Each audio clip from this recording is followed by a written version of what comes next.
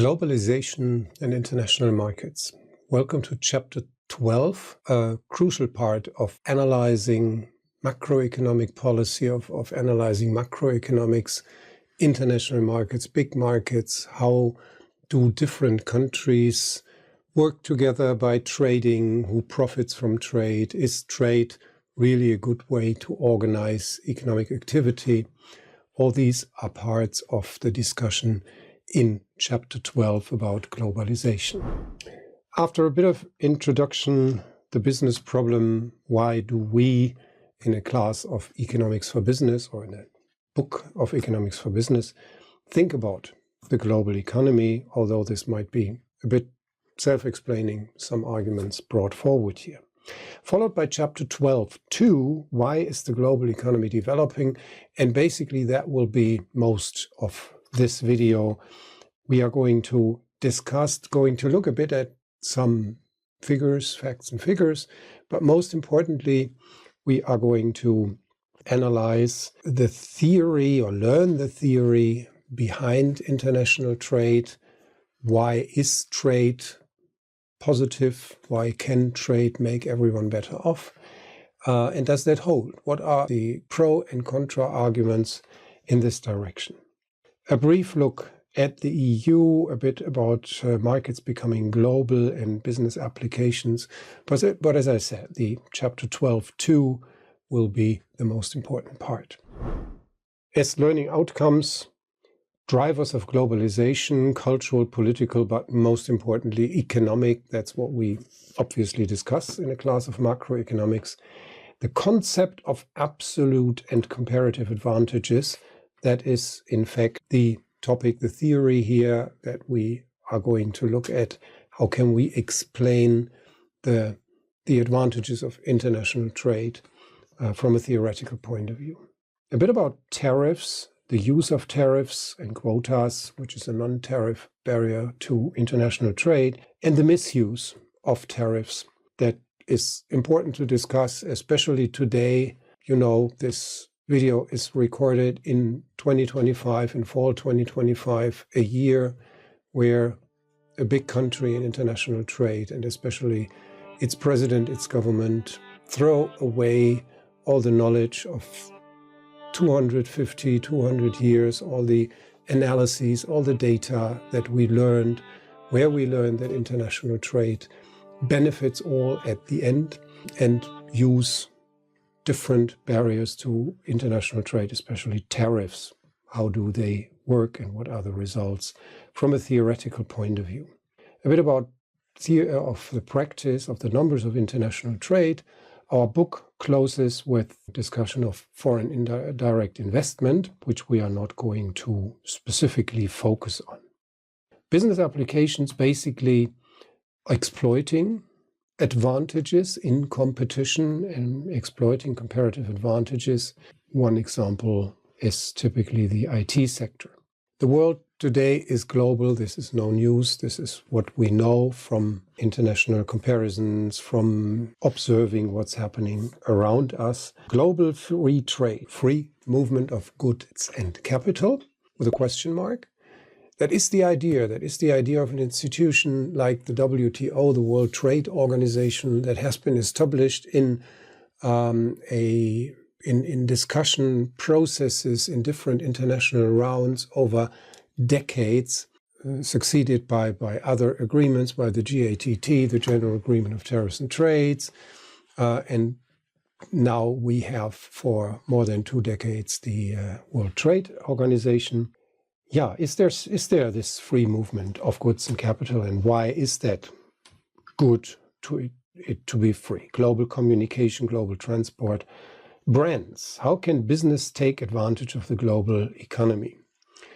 How can they take advantage of the global economy? And of course they can. We all know there are large brands. The next slide is somewhat full, I admit. Let's start with the figure from our book from 2019.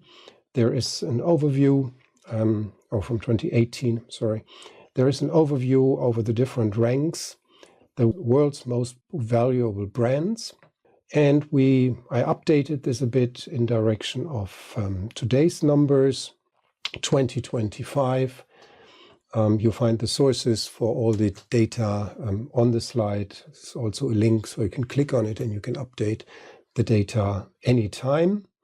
And we see the big players basically, and they are today mostly the IT companies, Apple with a large distance to Google, Microsoft, Amazon, Nvidia, Facebook, and so on. On 8, McDonald's, the first sort of non-IT brand here. And this is also here in the picture where we can see the different bubbles, the different enterprises. And this is, of course, where firms want to go, perhaps where you as management students would like to work in such an international enterprise. When we see this T here, T online, in fact, number 19 is the biggest German enterprise. We can see this here. The total value of the most valuable brands in Germany, 505 billion, has been increasing, and Telecom somewhat over 105, followed by SAP, Siemens, Aldi, Bosch, and so on. You can read this here. Did we always have such an intensive international trade? On the one hand, historically speaking, the last 220 years, it's not the case, but it only started, let's say, some 40 years ago, which means basically that for most of you students, you could say, yes, for all your lifetime there has been a vibrant international trade. Starting in the 1950s, you can see here 1913 was set to 100. And so when we are at 5,500 these days, then it means that the global trade increased 55-fold since 1913, so in the last 110 years. This page, by the way, Our World in Data, a great page, a great source for data, especially about international trade. That's why it's called like this. So you can click here and follow this link. We're going to come back at the end of the presentation to some other insights from this page, but this is really if you want to work on international affairs, if you want to know numbers, if you want to know development, that's really a great source. So why is the global economy developing? We heard there are other non-economic, we could say, drivers like culture, absolutely, has to do with travel, have to do with film and media industries that produce in one country and then are consumed in so many countries. Technology, we saw these IT companies being the biggest ones in the world. So these are all important parts. Here, of course, we are going to concentrate on the economic part. And when we have a look at the next slide, then we have to take a deep breath and say, oof, that's quite some information. I agree. And that's why we are also going to take quite some time to do this. Why is the global economy developing? Talking about absolute advantages of trade. And some of you might recognize this contemporary fellow here.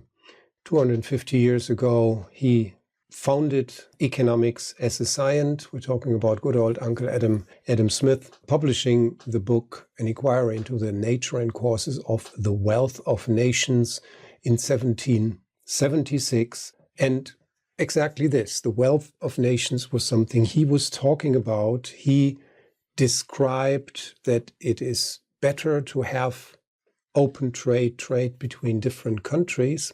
Although sort of he only did the first step, and then there were other theorists, of course, in the last 250 years. There was a lot of inventions and new ways to look at international relations and new possibilities to measure.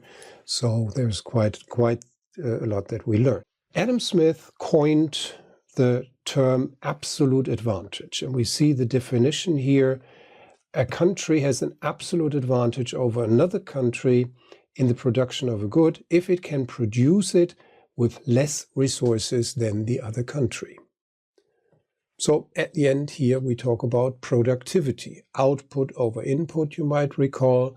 So output, a specific good, an amount of goods, divided by the inputs, how many resources do I have to use in order to produce that product. And all these things, these concepts might hopefully remind you to things we have been discussing a semester ago or a year ago, depending on how your classes are, in Economics 1, Introduction to Microeconomics, where we typically started with Menkew's 10 Principles of Economics. And there we talked about trade-offs, decisions between doing the one or the other thing. Opportunity costs, a concept that is going to reappear here relatively quickly, and production possibility curves. And if you have a closer look, you might recognize them. Although we graphed the PPFs, the production possibility frontiers, in a curved way, at the end this is exactly what we discussed, that a country faces a trade-off between the one and the other thing. We look here at one country. There is a distinction between a less developed country and a developed country to compare the two situations and to show that it makes sense that the countries specialize on those things that they are good at and then trade these goods on markets. The blue lines here show the production possibilities. You can see that the less developed country would be able to make 1,000 million kilos of wheat, let's say 1,000, if it doesn't produce the other good, cloth. And yes, this is again a restriction, an assumption of the model. We have two countries, we have two goods, these countries can produce two goods. Of course, that's a simplification, but this is what we learned. A model is a simplified image of a part of reality. In order to make the ideas clearer, the message doesn't go away if you use several goods, but then the model becomes awfully complicated. So this country can decide between making 1,000 wheat and no cloth, or 500 cloth and no wheat, or something in between, 600 wheat and 200 cloth, and so on. And this is what is shown in this production possibility curve. And what we already see here, it has a slope of 2/1, so a slope of 2, which means in order to make 100 more cloth, they have to give up 200 wheat. And that will be important because this opportunity cost, the slope of the production possibility curve or line here, shows a sort of price in the production and can be compared between the production possibilities of the two countries. Here we have the other country, the developed country, and here it's exactly the other way around. They can make a maximum of 500 wheat if they don't produce cloth, or a maximum of 1,000 cloth if they don't produce wheat, if they use all their production capacity on producing cloth. And that's this production possibility curve that ends with 1,000 cloth. Yeah? Starts with 500 wheat and ends with 1,000 cloth. So now there would be quite some writing and drawing, and in order to spare you my handwriting on the Miro board, I prepared an Excel file that you can also access in Aulis. You can download the Excel file, which has the additional advantage that you then will be able to look at each and every formula. So where do the numbers come from? What type of calculation did we make there? And I didn't mention up to now, this is from another book by Sloman and other authors called Economics, 9th edition, and the given pages here, because they delve deeper into the matter. They give a numerical example, which from my point of view helps to understand what the story is about. So, opportunity costs. What is the cost of cloth? How much wheat do we have to give up to produce cloth? Or the other way around, how many cloth do we have to give up in order to make 1 unit of wheat? So it's always here the price opportunity cost. What do we have to give up in order to get something of cloth? The opportunity cost of wheat, of cloth, of wheat, and so on. And we can compute this by dividing how much to give up of the one to produce the other thing. So wheat per cloth. I have 500 cloth, and if I want to produce more, then I have to give up 1,000 wheat. So 500 over 1,000, enter 0.5. That is the slope of our line here, the opportunity cost of making cloth. And we do it the other way around. The price of cloth per wheat is just the other way around, equals 1,000 over the 500, gives us a number of 2. And we can see here that, and it's already boldface, that wheat, the production of wheat for the LDC, for the less developed countries, is cheaper. I have to give up only half a unit of cloth in order to make 1 more unit of wheat. For the developed country, it's just the other way around. Here it's 1,000 over 500, giving me 2, and the other way around equals 500 over 1,000, 0.5. And that's why these 2 are highlighted, because it means these are the 2 things where the countries have an advantage. And we call this an absolute advantage in order to differentiate this from the next step we are going to do, the comparative advantage. So basically what we are saying here is that the less developed country is going to, or should, from the theory, should focus, or the technical term is specialize, on making wheat. So 1,000 units of wheat and 0 units of cloth. We can also highlight that one. And the developed country is going to do the opposite, is not going to produce any wheat, but cloth. So why? What should that bring us? The idea is, here we looked at production. Let's have the second step and look at consumption with specialization and trade. Specialization, the LDCs have 1,000 wheat, the DCs have 1,000 cloth, and what can they do with this? Now let us assume that they change 1 to 1. We call this the terms of trade, the relative prices of the export and import good. And if they change 1 to 1, then we call these terms of trade equal to 1. So the less developed countries has 1,000 wheat. So let's focus on cloth. How many cloth do they want to have? Do they want to import? And if they import, they have to give up the same amount of wheat to the other country in order to get a delivery of cloth. So we can compare here and say they can decide not to have any cloth. They can decide to import, let's say, 200, to import 400, and so on. Up to 1,000, that would be the maximum that they can import, because 1,000 is the amount that is available on the world market. And that means, okay, if they do not import any cloth, then they keep their 1,000 wheat. So at the end, what we have to do is to say the amount of wheat given the imported cloth is 1,000 minus this import. And that's the formula that we can put here, is 1,000 minus the 0, that's 1,000. The same here, equals 1,000 minus the 200, leaves them 800.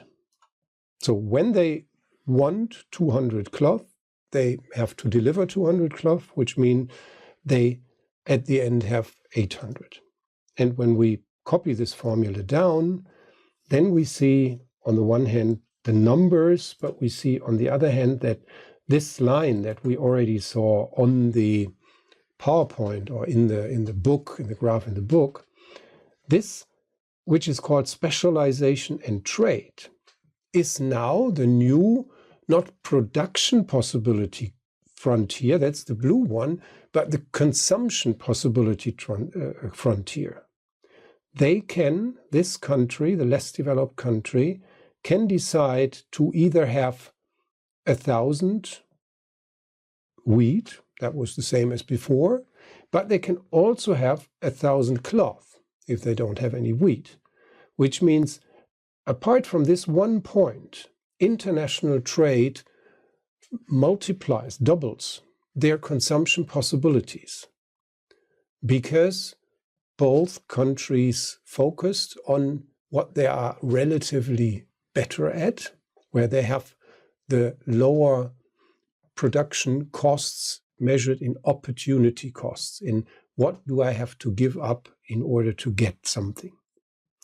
And we can sort of directly compare. Without trade, they were able to have 800 wheat and 100 cloth.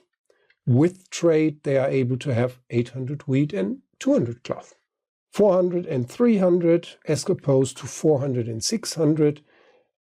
For each and every point here, besides the first point, making only 1,000 wheat and not trading, but all other points show the advantage, we call this the absolute advantage of trade.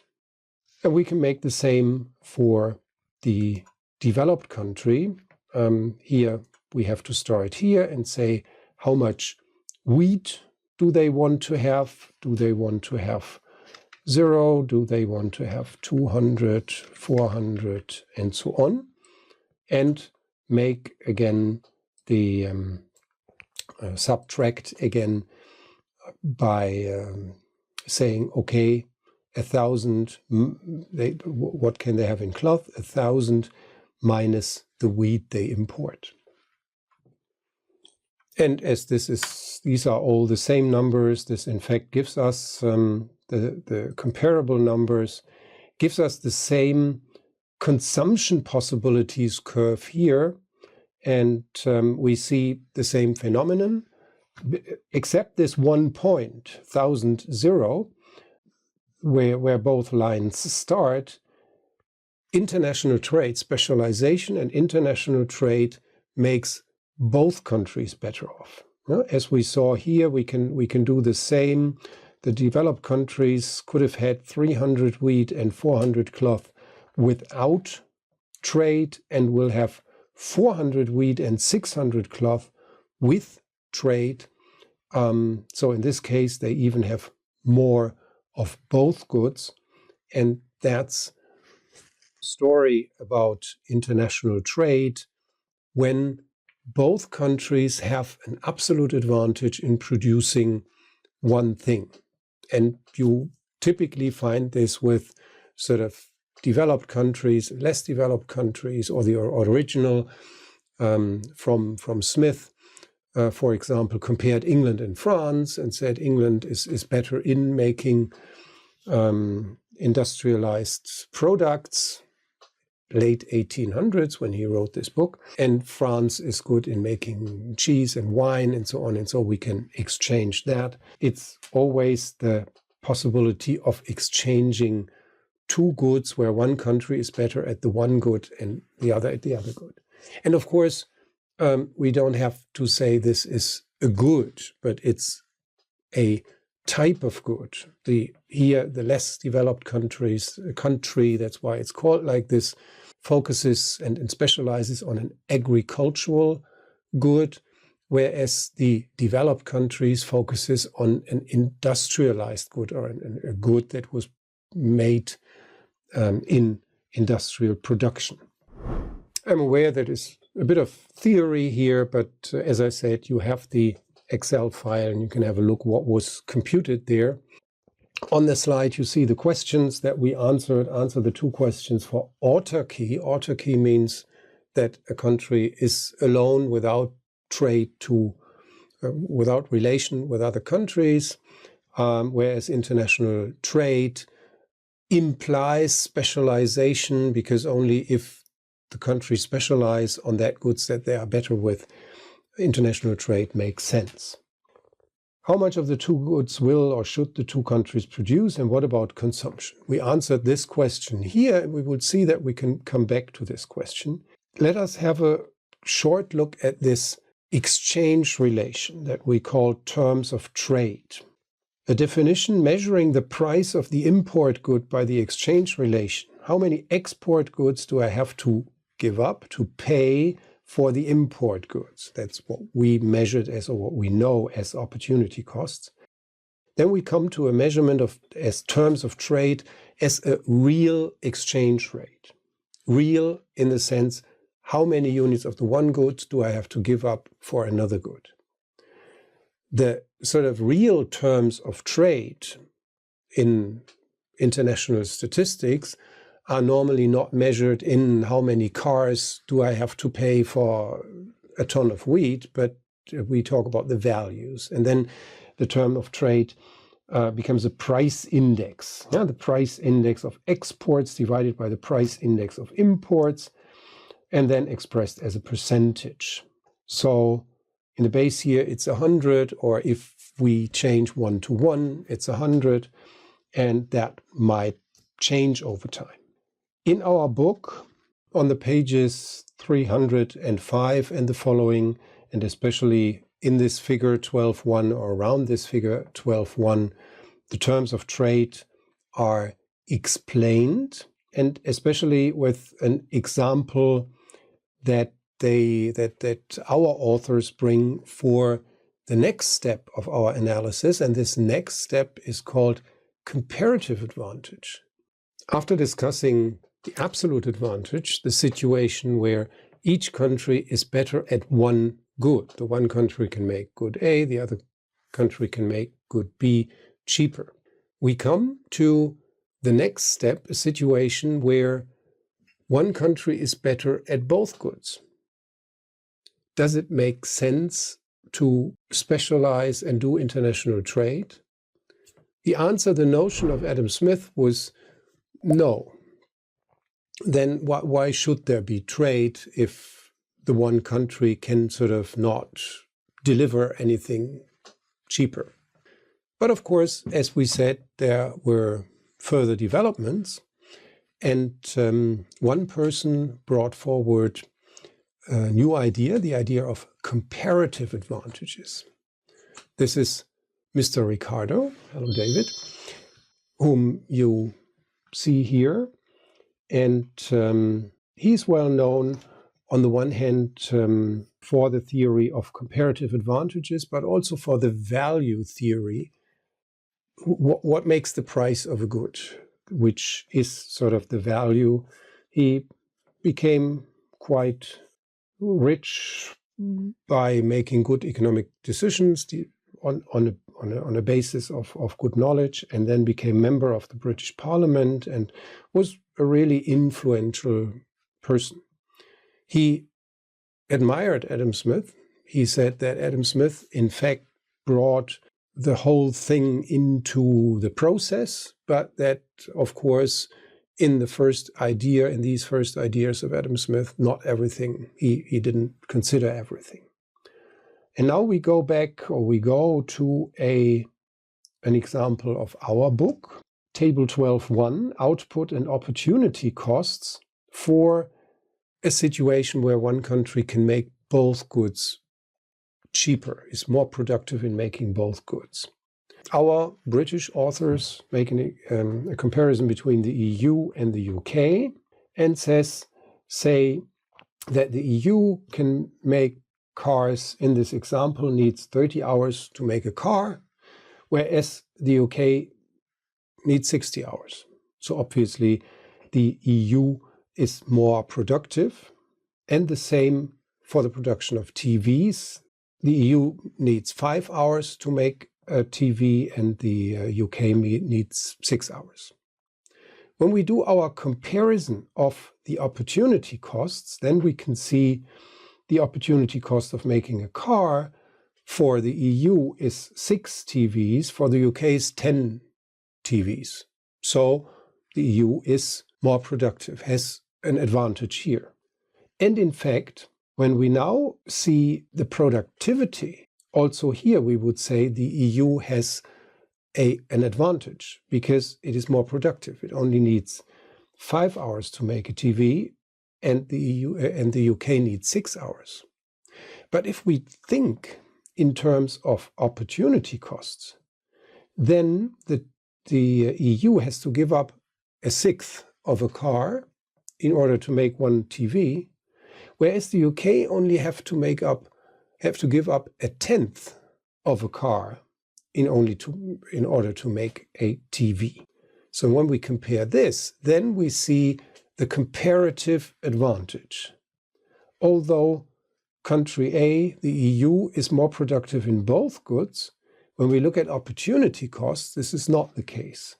Then the UK is cheaper. It is sort of cheaper to make TVs measured in opportunity cost. And what do we have to give up to get it? And it says here, analyze in the same way before, answer the two questions. So why not go back to our wonderful Excel sheet and do the same procedure with that example. Here we have comparative advantages, and the whole graph, we can look at it like this. In order to compare the situation before with this situation now, it's necessary to fill this table, the production possibilities. Yeah? As we had up there, that was the production possibilities, and then we made the consumption possibility. The production possibilities, they need 30 hours to make a car, so we have to make an assumption how many hours are there, and this assumption is 1,200 hours. Both countries have 1,200 hours as resources, and how many cars can they make with 1,200 hours? That's easy computed. It's 1,200 over 30 that we know, which means in the 1,200 hours they can make 40 cars. If they use 900 hours, then they can make 900 divided by 30, and they can make 80 cars. And on everything divided by 30, that's the 30 here. It says they need 30 hours to make one car. So if they use the whole 1,200 hours to make cars, the maximum they can make is 400, which means in this situation, they are not going to produce any TVs. If they use 900 hours to produce cars, that means they have 300 hours in order to produce TVs, which means these 300 hours divided by the 5 up there, because 5 hours per TV, gives me the amount of TVs this country can produce. So what we have to do is we have to say it's 1,200 minus 900, that is going to give us the 300, divided by the 5 up there. And that says this country can make 60 TVs if it produces 30 cars. And if we continue this thought, we get, again, you can see here on the right-hand side, first of all, the production possibility curve, the production possibilities. And when we look at our formula for the opportunity costs, we find the 6 and the 1 over 6, 0.16, that is already given up here in the table.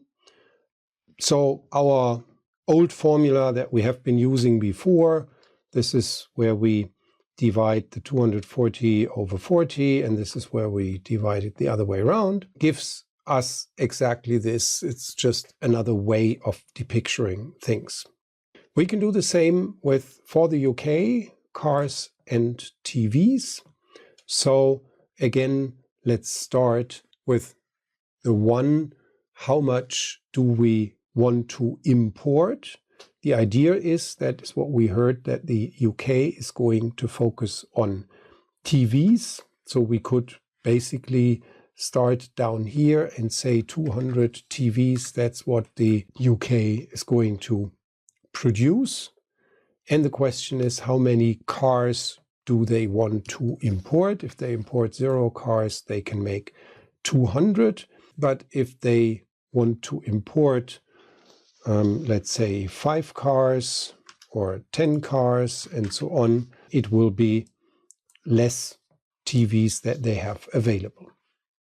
These numbers come from the production possibility. So these 20, for example, is 1200 divided by 60, and the 60 is the amount of hours it takes them to make a car.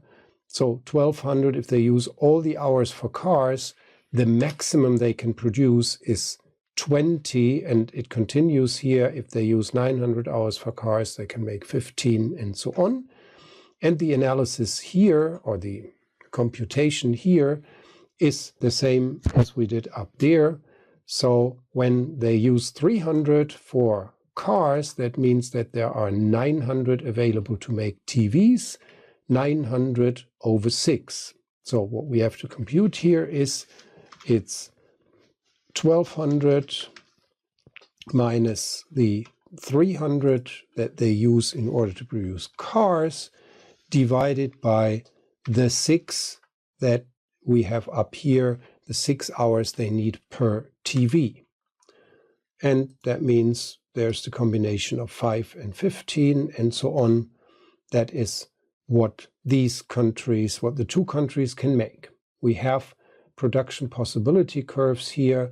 Now they don't have the same scale, but they show, in fact, the possibilities that are there for the countries in autarky. Again, both are labeled in the meantime with autarky. And the next question will be, okay, consumption with specialization in trade. So looking at the opportunity cost, we see that cars per TV are 6 for the EU, whereas it would be 10 for the UK, which means that the EU should specialize on cars, whereas the comparison TVs per car is 0.16 for the EU, but only 0.1 for the UK, which means that the UK should specialize on TVs. And that's, again, sort of how we can compute the exchange possibilities now. We can start our analysis as we did before. A maximum of 40 cars, that's the amount that this country produces. If it doesn't want any TVs, it can keep its 40 cars. But let's say it does want to import TVs, then the possibilities of importing TVs sort of come from here. The maximum will be 200 TVs that they can import, because 200 TVs is the maximum that the UK can produce. So we need these numbers, 0, 50, 100, and so on, up to 200. A second thing, and a sort of new variable that enters our analysis, is in fact the terms of trade. The imported good has to be paid sort of by export goods, by goods that are delivered. This is in fact analyzed in the book, in the graph that we already saw in our book, page 305, and the following in figure 12.1. You can see here that there is sort of a supply function and a demand function for the EU exports, the supply of cars, and for the UK's import demand of cars. And that in this case, we come to a price, terms of trade, the division of the two price indices, of 8. That's why the 8 is already here. And our formula at the end, in order to find out if they make 40 cars, they want to import 50 TVs, how many cars do they have to deliver, or how many cars do they still have for consumption? We have to use the following formula. It is 40 equals 40, the number of cars that are there, minus the 50 TVs they want to have, but not 50 TVs. That only would work with a terms of trade of 1, but we have to divide these by the terms of trade, by 8. And then we see if they want to have 50 TVs, they will keep 33.75 cars, or 33,750 cars, whatever the amount. And if we do this for all values, also the last one, then we can see that, for example, if they want to have 200 TVs, if they want to have all the 200 TVs that are on the market, then they are going to end up with 15 of the cars they made. And we can do the similar analysis for what will the UK end up with. For the UK consumption possibilities, we again start with TVs like we did here and say, okay, how many TVs do we want to have? If we want to have the total 200 TVs, which is the maximum that we can produce, these 200, then we are not going to have any cars because then we don't export TVs. If we only want to keep 150 TVs, how many cars are we going to, or can we import? If the UK wants to keep 150 TVs, that means it exports 50 TVs. So the first number that we have to compute is 50, so equals the 200 minus 150, closing bracket, divided by the terms of trade over the 8, which means for the 50 TVs that they export, they get 6.25 cars. Obviously, double the amount if they keep 100, which means they export 100 TVs. And we go down and complete the table with this. If they export all the TVs, 200 over 8, they are going to get 25 cars. Okay, now a lot of numbers that we might rewind and check whatever is done and how and why was it done that way. Nevertheless, you see that besides the blue production possibility curves in autarky, now we have also yellow consumption possibility curves. It's not as clear as sort of we had it here. Here was everything absolutely clear. The advantages are obviously not that big, but they are there. So we can do different things. We also don't have the exact numbers. We can say the EU before had the possibility to have 30 cars and 60 TVs. And now they can have 27.5 cars and 100 TVs. Somewhere in between here would be the 30 cars and it would be 75 TVs around that. That's why we have this scenario down here. Here we can enter and say if the EU wants to have 20 cars, they are going to have 160 TVs. And the combination shows that 20 and 160 obviously is more than 20 and 120 that the EU had before. And the UK also would have 20 cars, half of the 40 cars, and 40 TVs. Whereas in the situation without trade, they would have 20 cars and no TVs. So we can see that for most of the points here, again, trade makes everyone better off.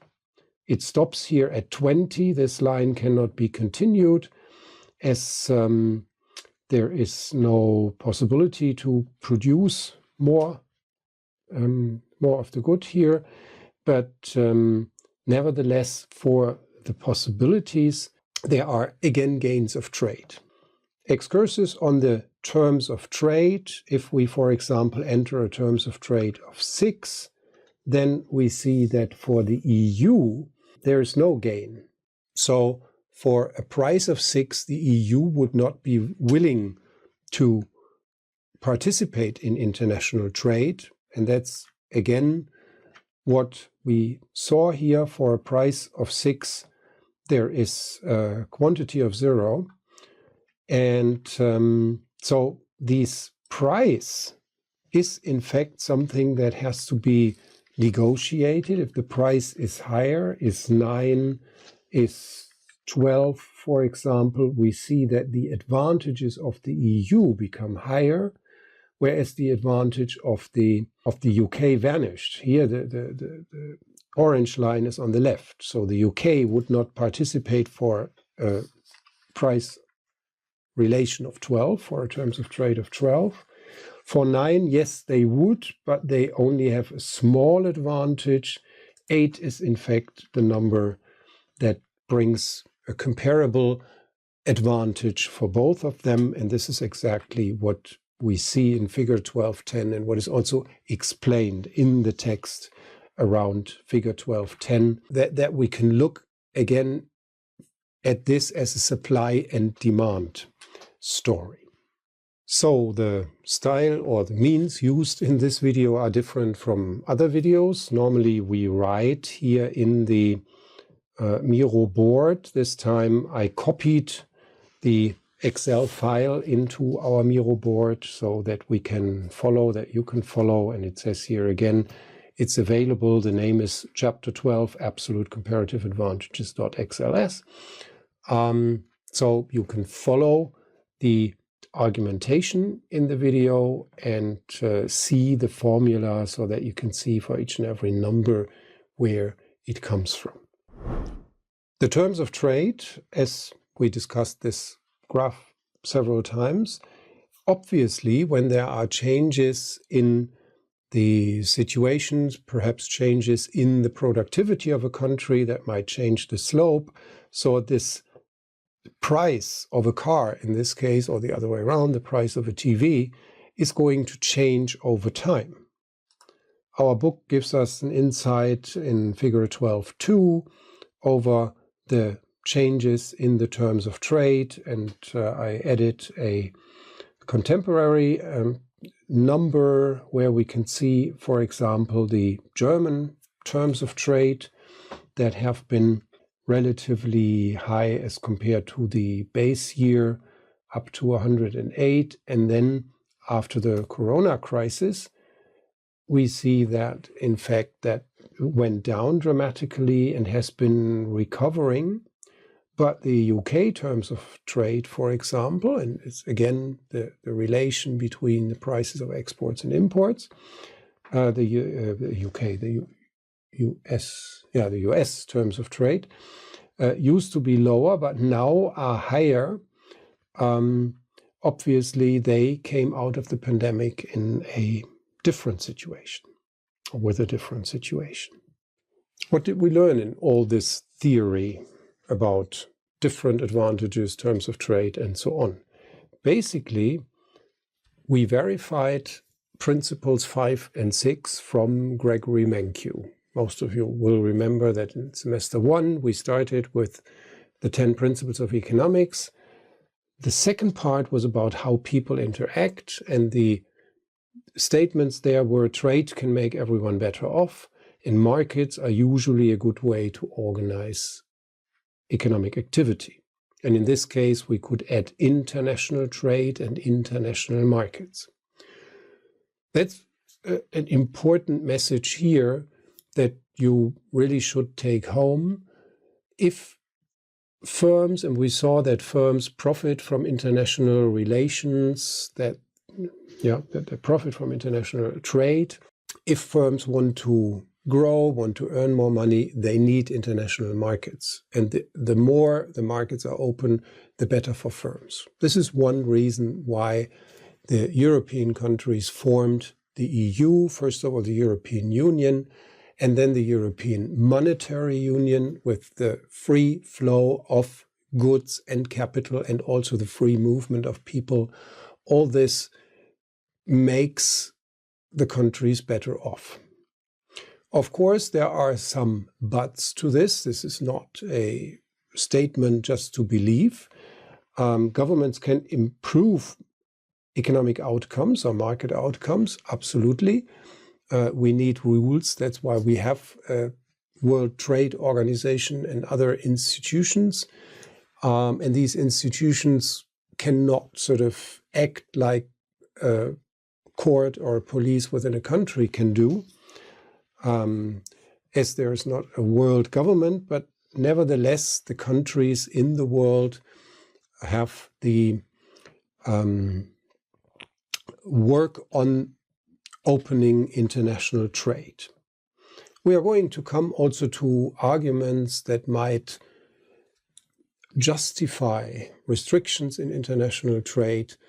Of course, this is not a one-to-one, this is not something to believe, but it's about analyzing what is better. Let's go ahead and bring forward some arguments.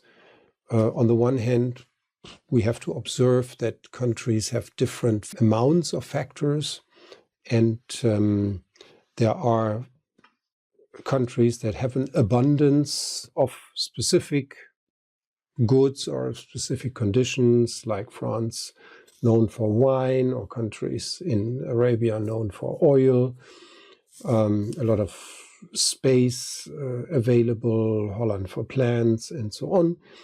It might as well be, so natural resources, it might as well be technology, India producing textiles, Germany producing cars. All this makes sense and is, of course, something that has to be considered when analyzing and when evaluating the value of trade. Countries can also produce different goods, similar goods, and it does make sense as well. You might recall our discussions from microeconomics. So now, why might there be and why also should there be trade restrictions? Trade restrictions means that limit trade, they limit the exploitation of comparative advantages. And basically we compare tariffs, a tax on imports, and non-tariff restrictions. Our book basically gives the example of quotas. At the end, most of the trade restrictions are about protectionism.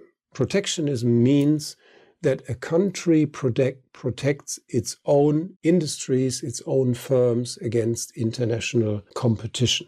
And this is a question here that is raised here, and that we are going to discuss in class. Arguments pro and cons protectionism. First of all, collect these arguments, talk about these arguments, and then come to an opinion.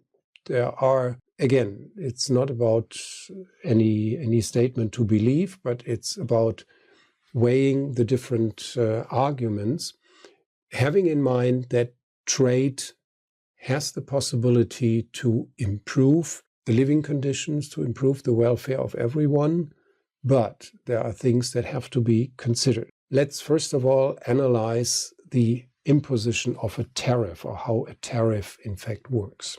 Our book defines protectionist measures. Our book defines protectionist measures seek to lower the competitiveness of international rivals. So who is protected? Let's have a look at taxes. Figure 12.3 shows us how taxes work. Let's have a look on our board. The original situation is observed within the country, A, equilibrium within the UK. So that would be at a price of, let's say, 13, and quantity in sort of in the middle of this comparison here, in fact, the highest quantity that we are going to observe. This relatively high price makes the firms in the UK relatively happy, and the consumers have to pay the price, had to pay if there was no world market.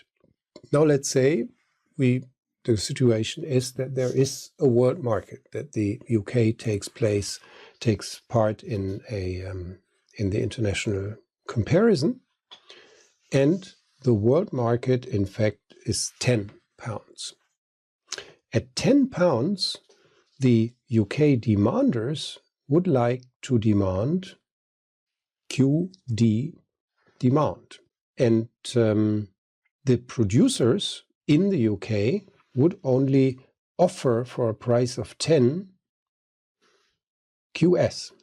In between, we observe imports, which means that the consumers are better off. They only pay £10 and they enjoy quite a high quantity, which is this QDD.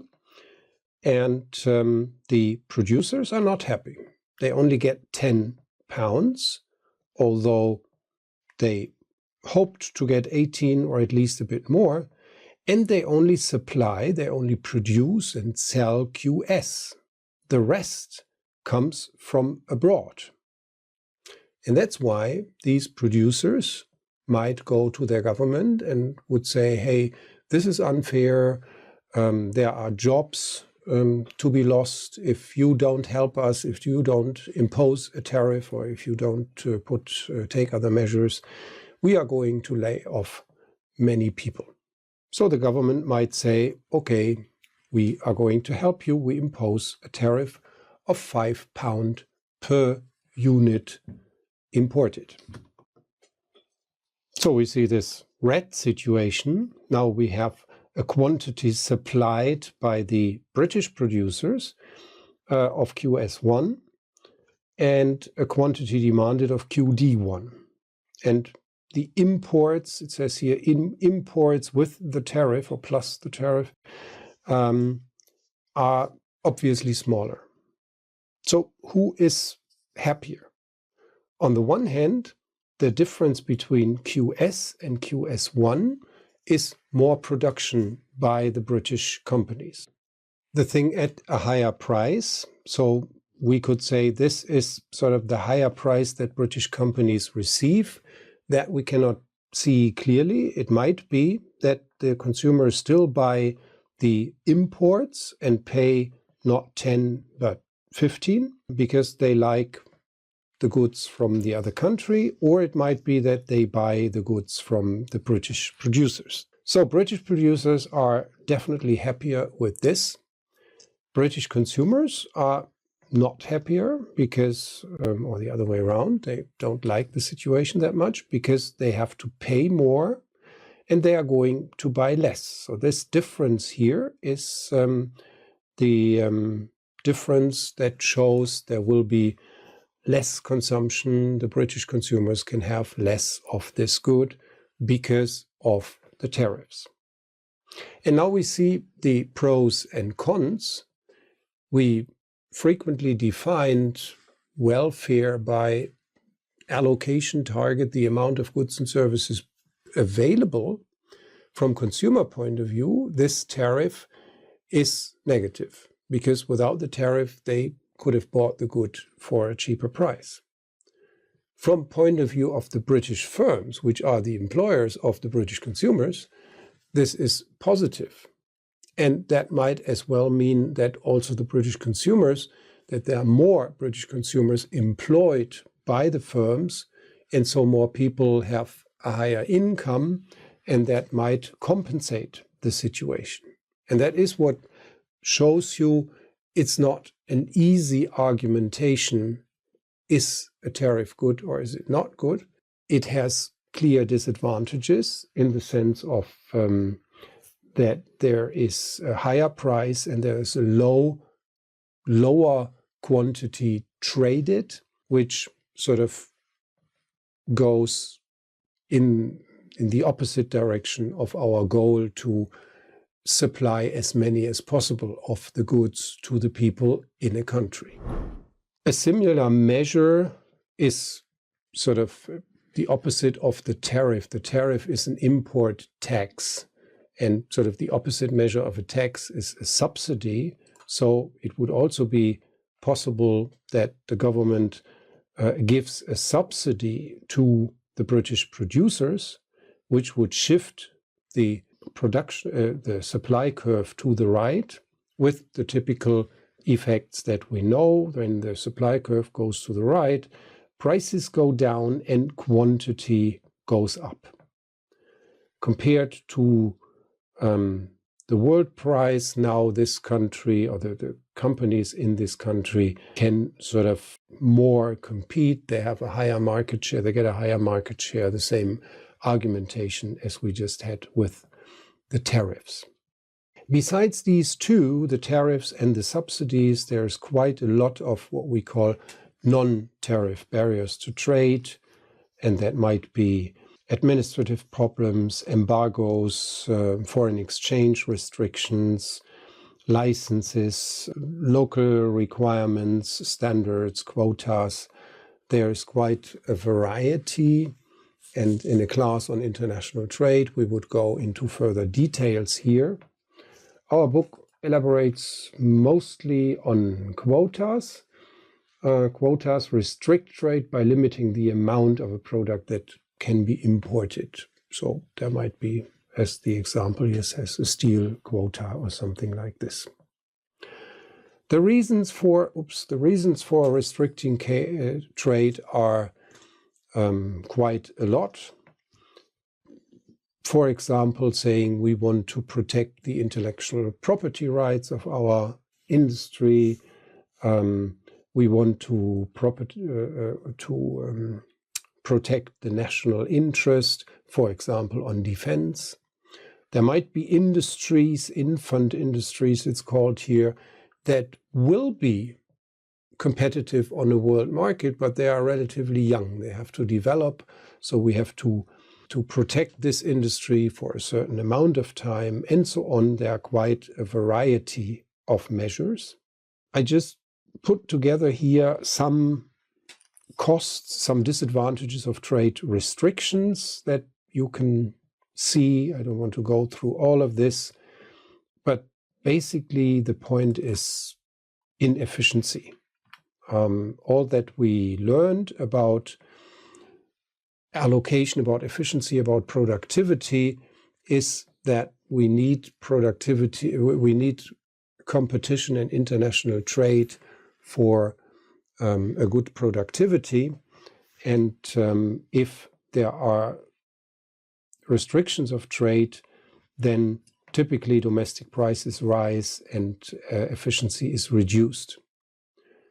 Also, protecting an industry typically makes sort of this industry less innovative, because if there's no competition from outside, there is no need for the industry to develop new technologies, to make better products, to make the products cheaper in the production, to make the production more efficient, and so on. And there might be a discussion in class about, let's say, the German car industry. Slower growth, supply chains are disrupted, and so on. You see different things here. Policy uncertainty. If a country raises tariffs, then puts it down, then raises it again, then puts it down, and so on.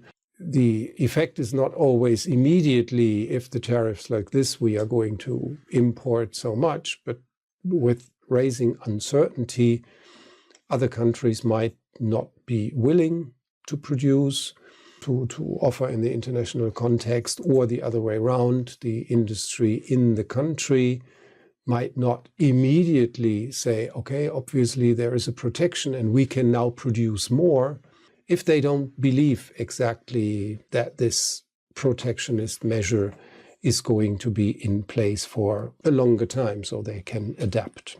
Nevertheless, the global economy has been rising. The amount of trade has been rising. We saw at the beginning of the chapter the development of the numbers, just the volume of trade. And reasons for this are mostly, or have been in the last decades, mostly that politicians recognized the economic benefit of trade and the cost of trade restrictions. These are the things we have been discussing here. There were international and regional trade bodies created. I told you about the General Agreement of Tariffs and Trade in the 20th century. That was at the end of the 20th century, then replaced by the WTO, the World Trade Organization, that is up to now an organization that promotes free trade. There are regional trade blocs like the EU or the NAFTA, ASEAN, and so on. And so that led to a reduction in trade restrictions over time until the early 2020s or the mid-2020s, when we are unfortunately observing protectionistic measures all around the world, starting with one big economy and then other economies following. This is a relatively long video, and at that point, let's just say that's the basic message. We took this basic message about international trade. There are some arguments in direction of the EU. What are the elements of the EU? One graph that I'd like to have a look at is following that what we just said. To what extent are markets becoming global? Value of exported goods as a share of GDP. Of course, we can also look at the values themselves. But if you look here at different countries or at the world, starting with lower than 5% of the GDP in the 1940s, so basically here we could say after World War II, lower than 10%. For the world, it's up to 25%. Germany has always been a country with really high export and import relation. You can see here Western Europe also above the world average, whereas the United Kingdom is below the average and the United States really relatively low. This is again the website Our World in Data that I talked about at the beginning of this video. I'd like to invite you to have a look, especially if you go to this web page. It's really a long page where there are many graphs, might be 50 graphs of different about different topics, and each of the graphs you can edit, you can enter countries, you can use another data that is analyzed here. So for many things you would like to do about international trade and about especially also quantifying, looking at facts and figures, this web page is a really helpful one. The chapter in our book provides more insights, more information and discussion, for example, about the development of direct foreign investment or the business applications, describing sources of international competitiveness. And we already heard or said at the beginning that the IT industry is an important part there. We are going to call it a day at that point, verifying that from the learning outcomes that we have been looking at the beginning, we checked most of them. We looked at different drivers. We looked especially at the concept of absolute and comparative advantage, use and misuse of tariffs and quotas, and looked a bit at the numbers in international trade. And as I already said, we are not going to elaborate more in direction of foreign direct investment. Yeah, I hope you enjoyed. I hope that you will be able to take important information about international trade home, especially, of course, for discussions in class, but also for discussions about the advantages and disadvantages of trade promotion or trade restriction. And I'm looking forward to discussing the pros and cons of international trade associations, free trade with you in class. Have a nice day.